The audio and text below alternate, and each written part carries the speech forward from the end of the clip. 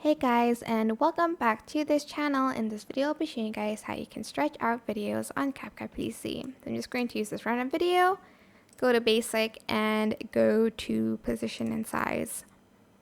Okay, you're just going to want to turn off uniform scale basically, and then here you can adjust the width of the video. You can stretch it out or make it like super thin and condensed. If you want it to go back to normal, just double click on scale width. You can also do it for height. You can make it like smushed or like super like tall like that.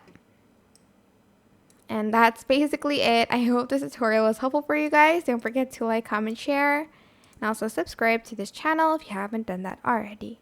If you have any questions, just leave it in the comment section down below and I'll try my best to answer them all for you guys. And if you found this video helpful, please click the links button above the description box down below. Thank you so much for watching. Bye!